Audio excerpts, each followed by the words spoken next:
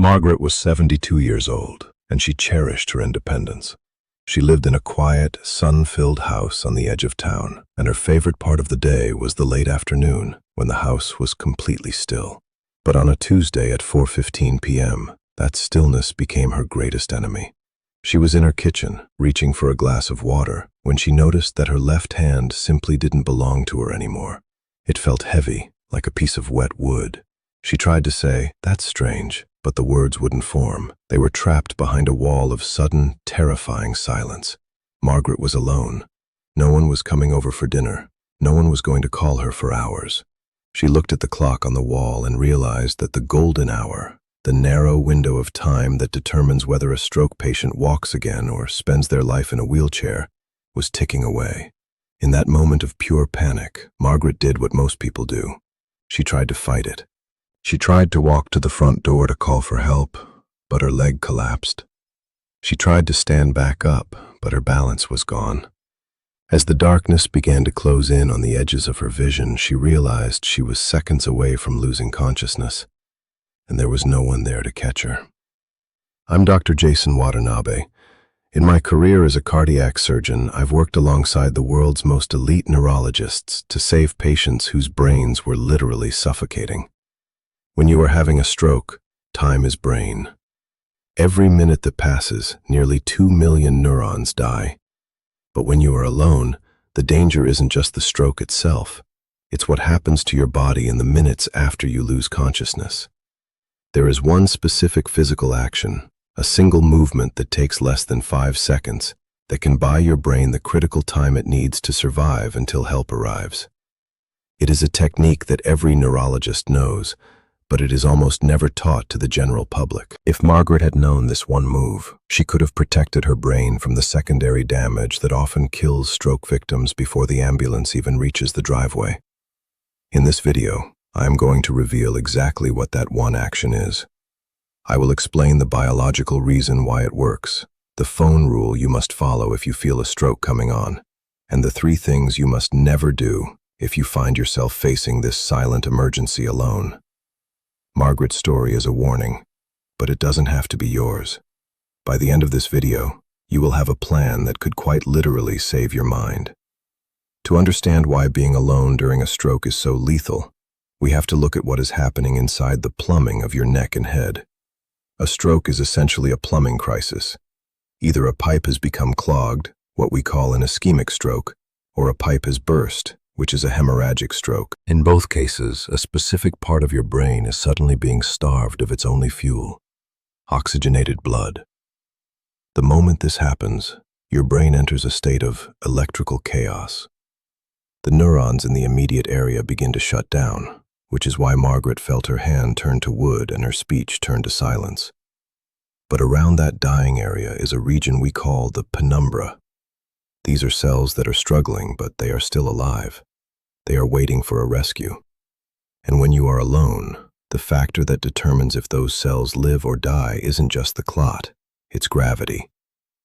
When Margaret felt the stroke, her first instinct was to fight it. She tried to stand up. She tried to move. In her mind, she was trying to reach for safety.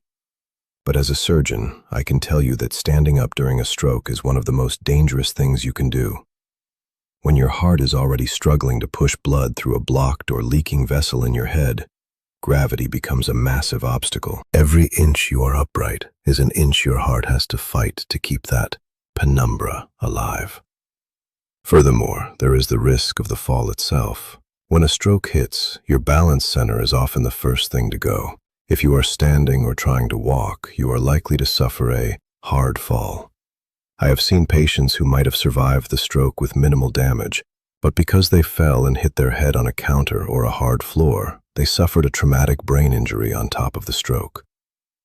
The panic that Margaret felt was also a biological poison. Panic triggers a massive release of adrenaline, which spikes your blood pressure. If your stroke is the burst pipe kind, that spike in pressure is like pouring gasoline on a fire. It forces more blood into the brain tissue, increasing the damage every second. When you are alone, you are your own first responder. You have to make a decision in those first 30 seconds that overrides your instinct to run or scream. You have to realize that your body is no longer a reliable vehicle. In a moment, I'm going to explain why the one action I promised is the only way to neutralize the threat of gravity and protect your airway.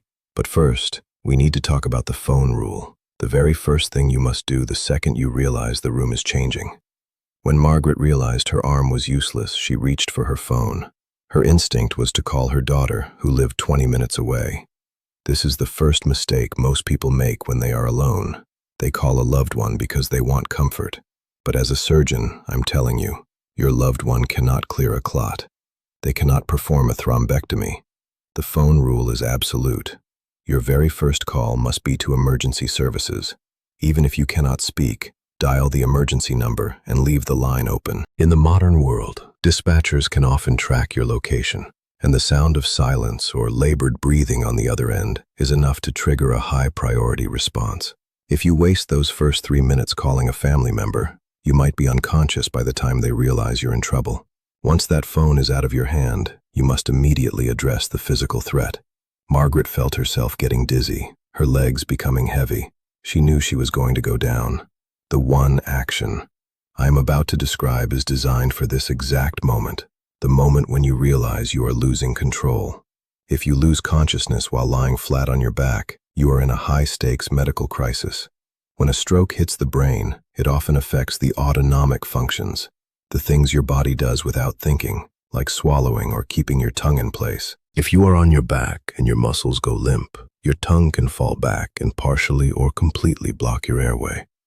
You could be buying time for your brain with your heart, but you could be suffocating because of your own anatomy.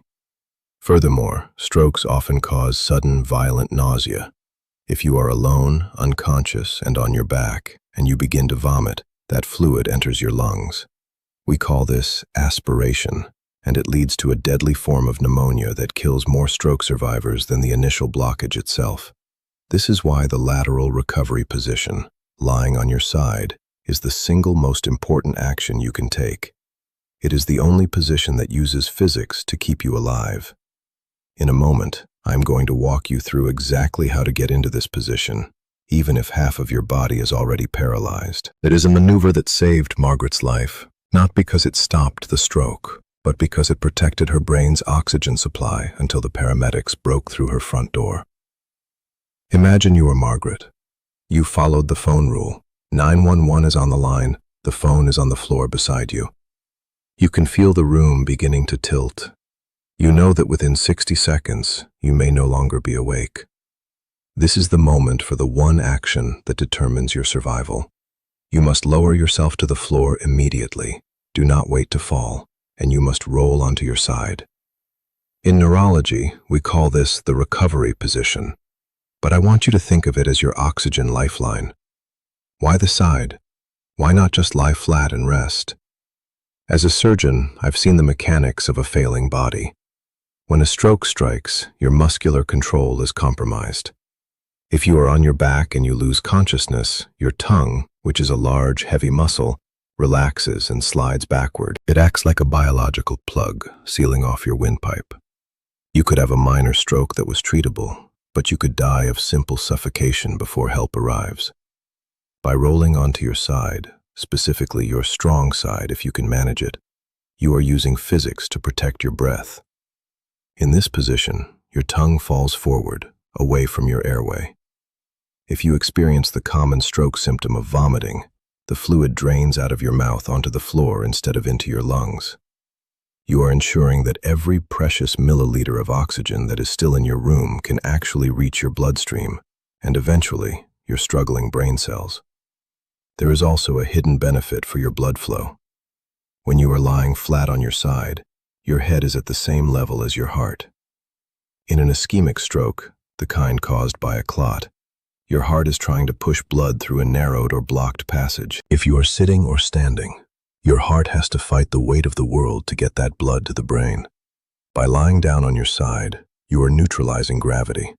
You are making it as easy as possible for your heart to keep that penumbra, those struggling brain cells, fed with just enough blood to stay alive until the doctors can clear the blockage.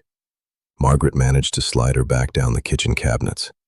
She didn't just collapse, she moved with intention. She rolled onto her right side, her stronger side, and tucked her hand under her cheek. She was terrified, but she was breathing. She had created a stable, open channel for air.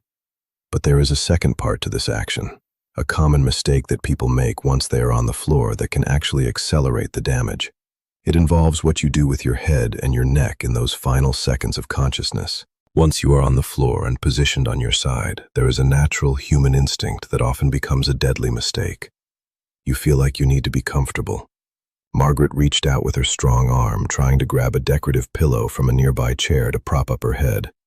She thought she was doing the right thing by elevating her injury. But as a surgeon who has spent decades studying the hemodynamics of the human neck, I am telling you, do not prop your head up. When you are having a stroke, your carotid and vertebral arteries, the four main highways that carry blood to your brain, are already under extreme stress. If you use a thick pillow or fold your arm under your head in a way that kinks your neck, you are physically narrowing those highways. Think of a garden hose with a small stone stuck inside it. If the hose is straight, a little bit of water can still get through. But the moment you put a sharp bend in that hose, the flow stops completely. In a stroke, that bend in your neck can cut off the final 10% of blood flow that was keeping your brain cells alive. You must keep your head and neck in a neutral position. Ideally, your chin should be slightly tilted away from your chest, as if you are looking slightly upward. This keeps the airway at its widest point and ensures that the blood has the straightest possible path from your heart to the area of the blockage. There is another critical don't that I must address. Margaret's first thought, after she called for help, was to reach for her daily aspirin. She had heard for years that aspirin thins the blood and helps during a heart attack. But a stroke is a different beast entirely. If you are alone and having a stroke, never take aspirin. As I mentioned before, there are two types of strokes. If you are having a burst pipe stroke, a hemorrhage, aspirin will prevent your blood from clotting at the site of the leak. It will turn a small bleed into a catastrophic flood. Without a CT scan at a hospital, there is no way for you to know which type of stroke you are having. By taking that aspirin, you might be signing your own death warrant. Margaret left the medicine cabinet alone. She stayed on her side, her neck straight, her airway open. She was a silent sentry, guarding her own life. But as the minutes ticked by, she felt a new sensation, a strange, heavy drifting in her mind. This is the moment where the psychological battle begins, and there is one thing you must do with your eyes to stay connected to the world. As Margaret lay on her side on the kitchen tile, she felt a profound, seductive weight pulling at her consciousness. It wasn't just tiredness, it was a hollow feeling, as if her mind were a boat slowly untying from the dock. Her first instinct was to close her eyes. She thought, if I just rest for a second, I'll have the strength to talk to the paramedics when they arrive.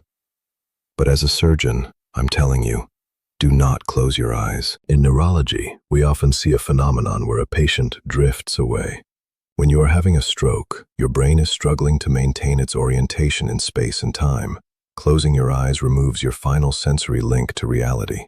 It allows the brain to slip into a state of deep unconsciousness that is much harder to recover from. When you are awake and your eyes are open, your brain is forced to process light and shapes, which keeps certain neurological pathways active, pathways that are vital for your survival. I want you to use a technique I call the eye anchor. Find one single object in your field of vision.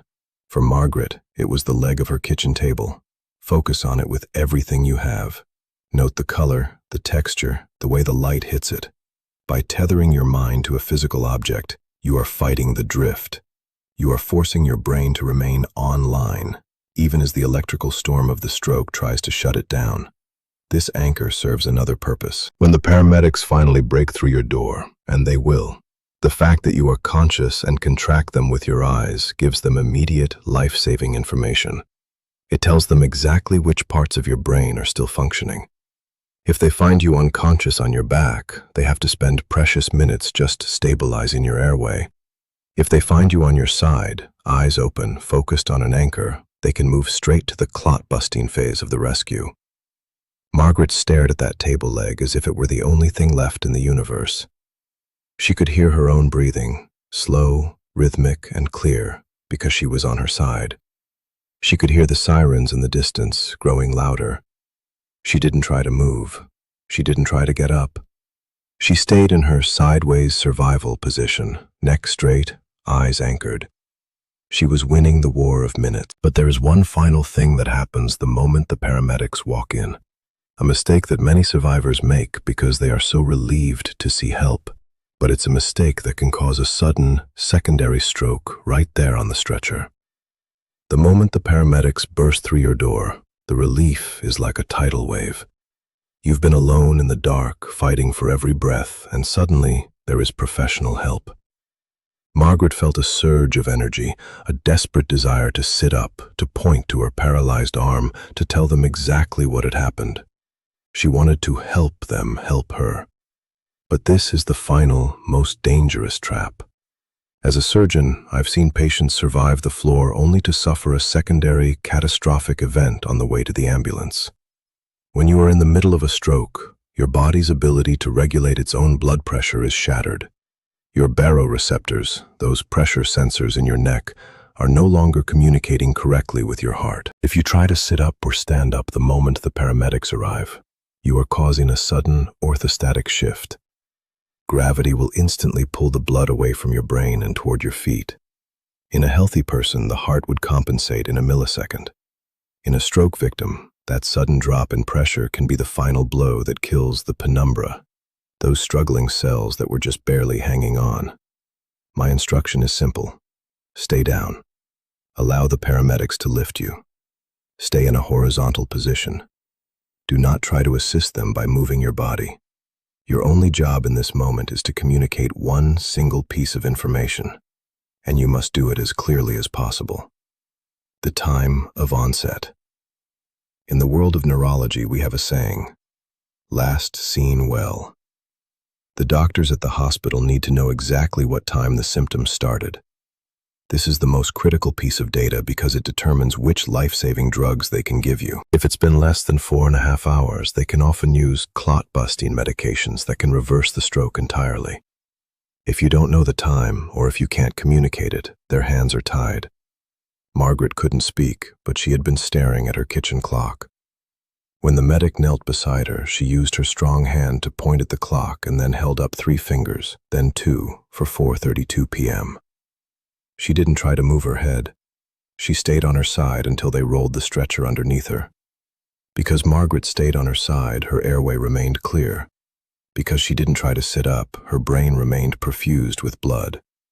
And because she knew the time of onset, the doctors were ready the moment she rolled into the trauma bay. Margaret survived because she understood that when you are alone, you are not just a victim. Margaret reached the hospital at 5:12 p.m. Because she had stayed on her side, she hadn't inhaled any fluids into her lungs. Because she stayed horizontal, her brain cells were still fighting. And because she pointed to that clock, the neurologists knew they were within the golden window. They administered a clot-busting medication, and within 2 hours, the wood in Margaret's left arm began to feel like flesh again. 6 months later, Margaret is back in her sun-filled house. She still tends to her roses every afternoon. She didn't survive by luck. She survived because she had a plan for the silence. She knew that when you are alone, the most dangerous thing you can do is panic, and the most powerful thing you can do is lie down and wait on your side. Your brain is a masterpiece, the seat of everything you are, but it is also a biological machine that requires a constant, steady flow of oxygen. When that flow is threatened, you have to become its guardian. Remember the sideways survival protocol. Dial for help immediately. Get to the floor. Roll onto your side to protect your airway. Keep your neck straight. And find your eye anchor. Do not take aspirin. Do not sit up. And do not close your eyes. These 5 minutes of intentional action are what stand between a full recovery and a life of profound disability. I have spent my life repairing hearts, but I know that a heart only beats so that the brain can think, dream, and love. Respect your brain enough to have a plan for the unthinkable. I want to hear from you now.